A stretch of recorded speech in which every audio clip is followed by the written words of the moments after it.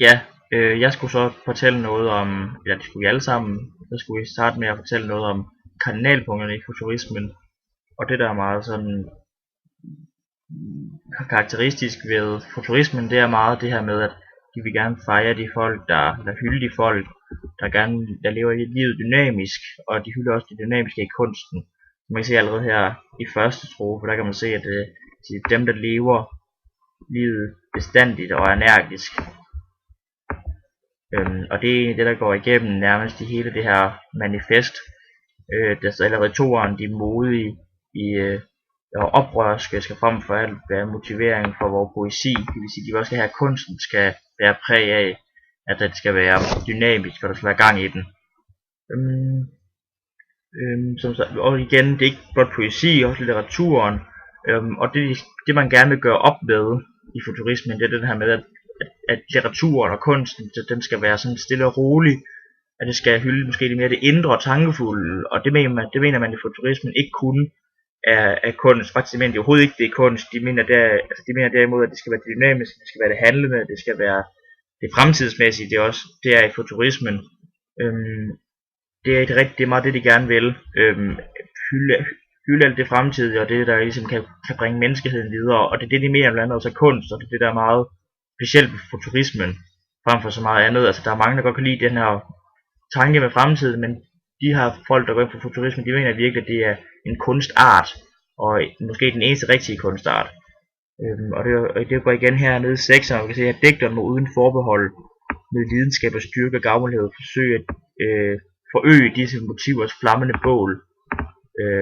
Altså det er den måde, man ligesom skal motivere folk til at være innovative. Det er netop ved at gøre kunsten, den innovative kunst, også til noget kan man sige, smart, og noget man ligesom kan være stolt af. Ligesom i dag, der er det lidt fint at kunne lave almindelig kunst og kunne skrive og sådan noget. Så vil man gerne have, at futurismen skal være den førende form for kunst. Fordi så mener de, at så vil kunsten hjælpe fremskridtet på vej.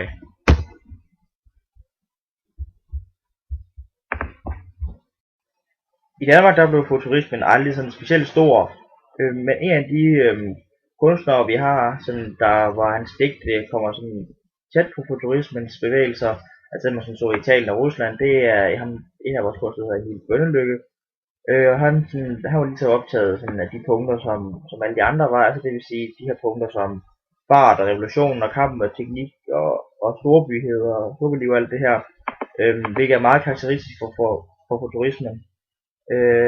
Han har også skrevet sådan et værk hernede, sådan, hvor det er meget, meget tydeligt, at det er den der præger futurisme, hvor vi kan se allerede her helt i starten, hvor han sådan hylder sådan omskiftelighed og rig på kaos, på forvirring, skønhed, hastighedens pragt, rig på halsløse fremskridt, rig på rædsel, på svulmende morderisk overture.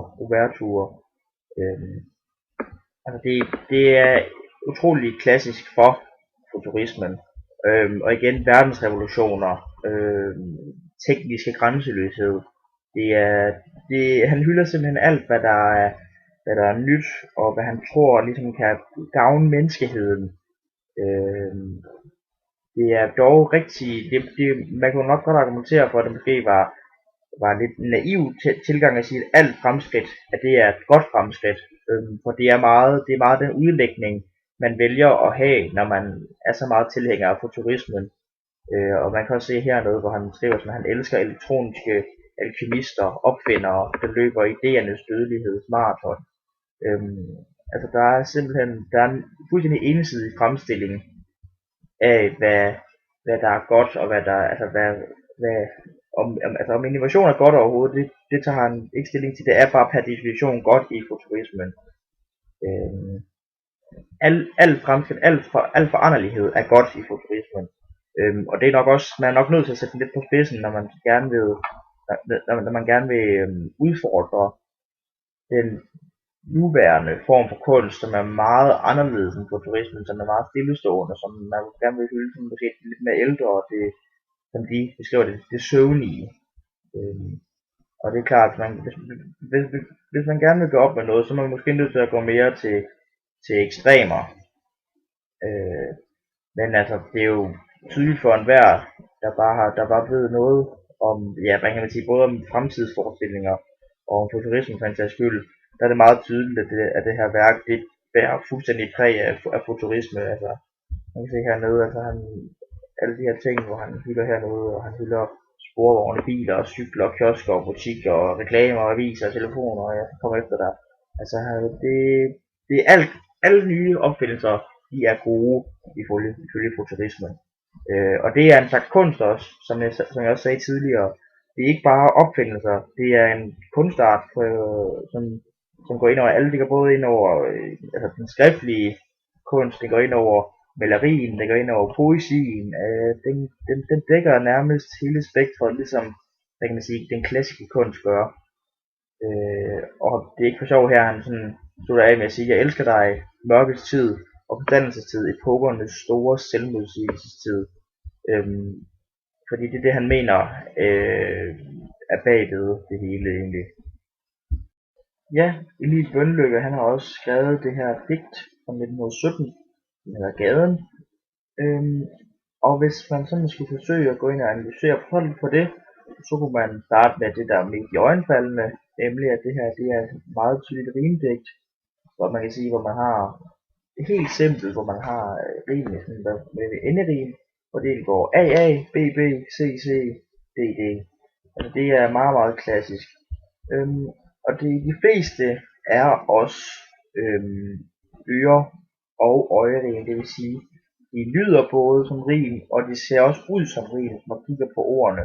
For eksempel slår og går her, og spejle og plejle. De er næsten alle sammen det samme. Der er sådan lidt, hvad kan man sige, undtagelser. Drenge og længe, altså det er A og E, der ligesom ændrer sig, og igen A og E nede ved blæst og hest. Men ellers er det stort set det samme. Og hvis man sådan lige til at starte med sådan skulle dele den op, hvis man skulle sige, hvor har man en indledning, kan man sige, og hvor har man sådan måske midten, og hvor har man afslutningen af den, så er det meget, meget tydeligt det her digt. Man kan nærmest sige, det er bygget op, ligesom man har en indledning, og så har man en hovedting, og så har man nærmest en konklusion på det hele, hvor indledningen og konklusionen ligner han rigtig meget. For vi kan se her, hvis man kigger på strofe 1,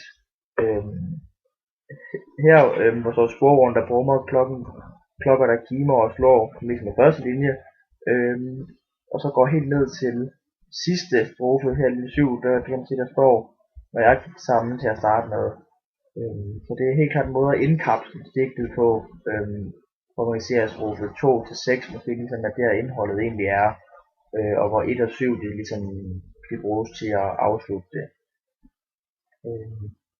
Og hvis man skulle forsøge at kigge lidt på det, bare sådan helt nøgternt, og ikke sådan måske skulle tage stilling så meget, men bare kigge på udseendet, altså det æstetiske og grafiske udseende, så kan man se, at de ligner hinanden ret meget, sådan dækkende. Der er nogle få undtagelser.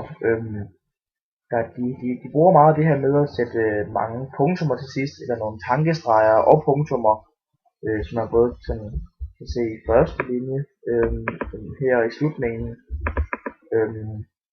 og så kan man se hernede i anden strofe, man må også bruge det rigtig meget, og de ligner stort set hinanden. Altså der er lidt forskel nogle gange på længden af linjerne, men det tror jeg ikke, at man skal lægge specielt meget i. Jeg tror ikke, det har nogen videre betydning. Sådan, der er jo nogen, hvor der er nogle minimalistiske digte, og jeg vil sige, at det er jo med til at skabe måske en form for kaos. Det kunne man også godt argumentere for, netop fordi det er futurisme, så kunne man godt sige, at de hylder jo nogle gange det her med kaos, som vi også så tidligere. Så man kunne godt argumentere for, at man har valgt ikke at lave linjerne helt lige, og sådan bare lave marken helt lige, og som man godt kunne have gjort. Netop fordi det kunne være skabe noget kaos, det kunne også være en form for innovation og nytænkende stil. Det kunne man godt sige. Det ved jeg ikke helt om jeg måske ville gøre.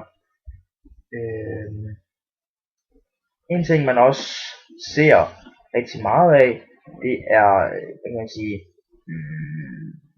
sådan ordbilleder, kan man kalde det for, som måske for at lave en sådan overordnet kasse til dem. Altså det er ligesom måske der går ind og sådan sammenligninger og metaforer og symboler og sådan noget i den stil der. Det er der også, det bærer der også meget præg af. Øhm, Blandt andet sådan her, nu skal vi finde det.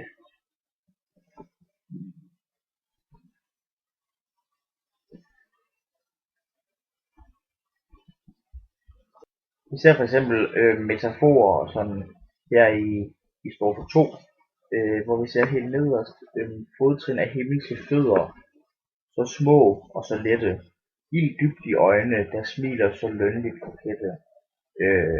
Det er jo tydeligt for enhver, altså der er jo ingen, der bogstaveligt talt har ild dybt i øjne, men det kan jo, det er en måde at fremstille, måske man har en meget passioneret tilgang til mange forskellige ting. Det er den her måde, ild det er jo meget både en kraftfuld ting, det er noget med masser af energi, sådan hvis man skal, sådan, hvis man skal se på det sådan, hvad det egentlig er, så er det jo, man kan sige, en energisk kraft, og det er jo passer perfekt ind i futurismen, og det er egentlig det, der går igen sådan igennem hele det her digt. Det er igen, det hylder noget meget med fart, og altså selv ting som, eller genstande, som man ikke sådan skulle mene, betyder ret meget sådan, hvor meget fart det giver på, men for eksempel her i starten af toren, så hvis hvide markiser blaffer og flagrer i blæst. Altså det vil mange gange være ligegyldigt, men det igen, det er med til hele tiden med til at understrege og underbygge det her med, at bevægelighed er vigtigt. Det er vigtigt at komme fremad. Og det bruger man rigtig meget sted. Og det er rigtig tydeligt finde i etteren, hvor man sådan når man hører noget som summende cykler, ekspresbud og lynskud af postbud. Altså man finder nærmest ikke en sætning her, hvor der ikke er et tegn på noget fart, noget bevægelse. Det fremgår ikke nødvendigvis lige skulle være fremad, men det tror jeg ligger meget implicit i betydningen. Så hvad kan man sige, hvis man skulle tage sådan, budskabet med digtet, og det signal,